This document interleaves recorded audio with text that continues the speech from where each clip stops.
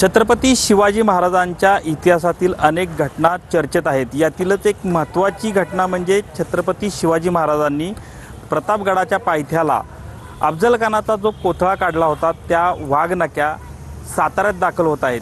येत्या 19 जुलैला या वाघनक्या बाहेर देशातून साताऱ्यामध्ये दाखल होणार आहेत। जवळपास 7 महिने याचं वास्तव जे आहे ते साताऱ्यातील छत्रपती शिवाजी महाराज संग्रहालयामध्ये असणार आहे। यामुळे साताऱ्यासह पश्चिम महाराष्ट्रातील शिवभक्तांना ही पर्वणी असणार आहे, कारण जवळपास 7 महिने या ठिकाणी या संग्रहालयामध्ये या वाघनक्या ज्या आहेत त्या ठेवण्यात येणार आहेत। खरं तर मोठी जय्यत अशी तयारी जी आहे ती सातारा जिल्हा प्रशासनाच्या वतीनं या ठिकाणी करण्यात आलेली आपल्याला पाहायला मिळत आहे। खरं तर गेल्या अनेक महिन्यापासून या वाघनक्या कधी येणार याविषयीची उत्सुकता होती, मात्र येत्या 19 जुलैला या वाघनक्यांच्या निमित्तानं सातारकरांना तसेच साताऱ्याबाहेरील शिवभक्तांना या वाघनक्या पाहता येणार आहेत। कॅमेरामन तुषार जाधवसह संतोष नलावडे, TV9 मराठी, सातारा।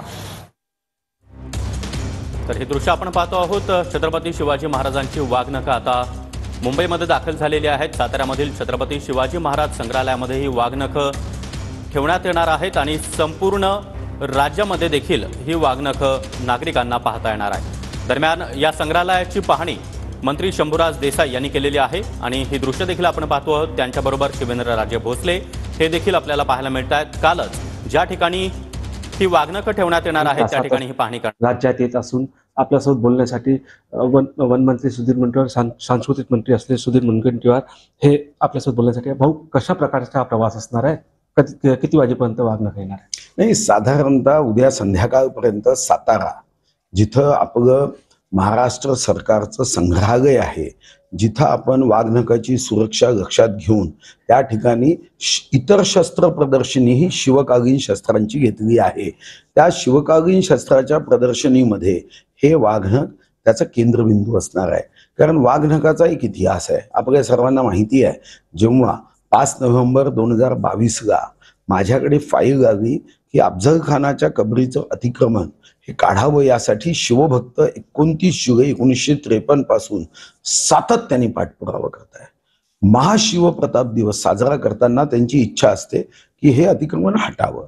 आणि जेव्हा ही फाईल आली, मी निर्णय केला, पोलिसांची चोख व्यवस्था केली आणि 10 नोव्हेंबर जेव्हा हा महाशिवप्रताप दिवस हा तारखेनुसार आहे, त्याच दिवशी अफजल खानाचा वध करण्यात आला होता, हा कोथळा बाहेर काढण्यात आला होता। हे अतिक्रमण काढल्यानंतर अनेक शिवभक्तांनी मागणी केली, मला पुरावे पाठवले, दाखले पाठवले। लंडनमध्ये जाऊन जेव्हा त्यांनी त्या व्हिक्टोरिया अँड अल्बर्ट याला भेट दिली म्युझियमला, ते फोटो पाठवले, त्या डब्बीचे फोटो पाठवले, काही जुनी वर्तमानपत्र पाठवली, 1971चं एक संपादकीय पाठवलं।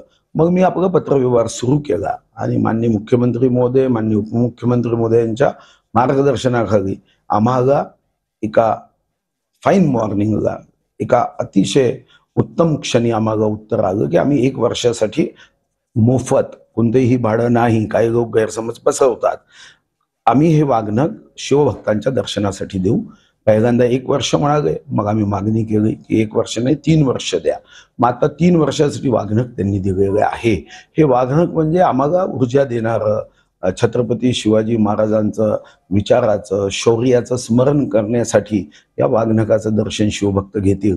19 तारखेला सकाळी 11 वाजता माननीय मुख्यमंत्री एकनाथ शिंदेजी, माननीय उपमुख्यमंत्री देवेंद्रजी, माननीय अजितदादा आणि महत्त्वाचं म्हणजे योगायोग फार चांगला आहे की साताऱ्यामध्येच आपण हे वाघनखाचं पहिलं दर्शन हे शिवभक्तांसाठी करतोय। आणि स्वतः छत्रपती उदयनराजे भोसले जे वंशज आहे आणि शिवेंद्रराजे भोसले, मला वाटते यापेक्षा मोठा योगायोग असू शकत नाही।